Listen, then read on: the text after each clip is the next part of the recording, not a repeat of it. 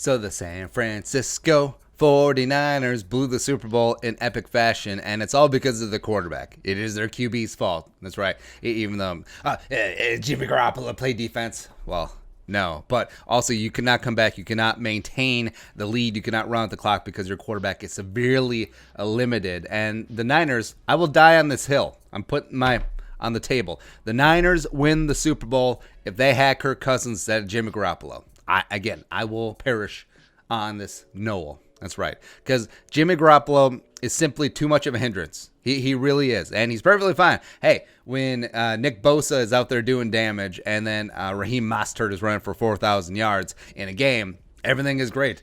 I'm really good. Look at me. I'm Jimmy Garoppolo. But when the rubber meets the road, no, not so much. Our boy Eric Eager over at Pro Football Focus pointed out that Jimmy Garoppolo was 1 of 9 for 20 yards and 2 picks when the Chiefs pressured him.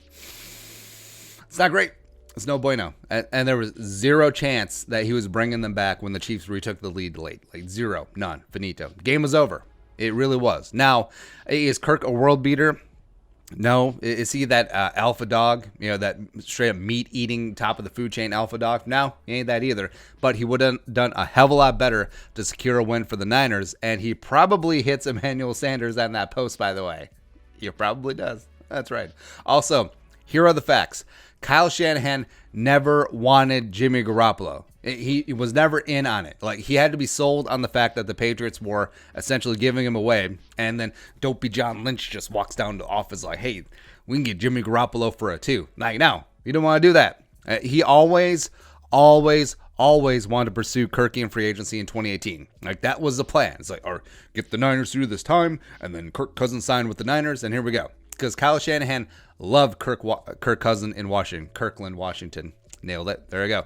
So much so that they used their second draft pick after trading everything up for RG3 to take Cousins. Because Kyle Shanahan scouted him in Michigan State. He knew that there was a little something there. Like, he wants Kirk Cousins to be his quarterback. So if the Niners know that they're Super Bowl primed, why not make a move now that they know that they're going to make in a year anyway? Because Jimmy Garoppolo right now on his massive stupid contract only has $4.2 million dead in 2020. And now the Niners should seriously consider making a trade offer for Cousins because even though Kirk Cousins does have a no-trade clause, this is probably the only team that Kirky would waive his clause for because it's like, okay, Niners just went to the Super Bowl. All right, I can get back with Kyle. I'll probably get a brand new contract, blah, blah, blah, blah, blah.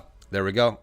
I'm in. Yeah, a couple of factors here. So the trade compensation probably wouldn't be astronomical since, Cousins only has 1 year remaining on his contract. So, if the Niners offer the 31st overall pick for Kirk Cousins, if you're the Vikings, do you do that? Yeah, it's a first-round pick. It's the second to last pick in the first round. But if you're not sold on Kirk Cousins long-term, if you have no intentions of either A, re-signing him after the 2020 season or getting into a bidding war for his services in 2021, which there will be, as weird as it sounds, right?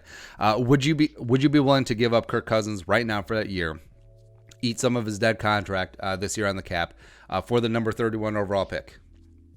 Because if you have that extra first-round pick, then the Vikings have 25, 31. Of course, you have future picks as well. Probably could be able to maneuver to get the quarterback that you want. Because like I mentioned, 25, 31, future first should probably be able to get you into the top 10 pretty easily. Maybe even top 5 with a little extra sugar on top. And then you'd have your choice of any quarterback not named Joe Burrow. So if the Vikings are in a Tua, great. And on Justin Herbert, great. And on Jordan Love, great. All that stuff. So, again, the question is, why would the Niners do this, right? You just went to the Super Bowl with Jimmy Garoppolo, and he's 21-6 as your quarterback, right? But, if they know that Jimmy's not the guy, and they're able to get out of his contract relatively cheap and just cut his ass, and they know that Kyle would want to pursue Kirk in 2021 free agency anyway, so why wait a year with the guy that you know is not the guy? That's what I want to know. Even if it costs you a first-round pick, which is still 31 overall, it's chicken feed. So the Vikings can either do that, or maybe they take a future first-round pick, since the Niners don't have a second, a third, or a fourth, or something like that. Niners don't have very many draft picks. But so the Vikings still trade Kirk Cousins for a future first-round pick, maybe a future first and a third-round pick, and then just sign Tom Brady. Because why not? Or, no, I can't say this out loud because I'll probably get flagged again for this. But so Vikings trade Kirk Cousins for a future first and third. And then they sign free agent quarterback. Hey, Teddy Bridgewater.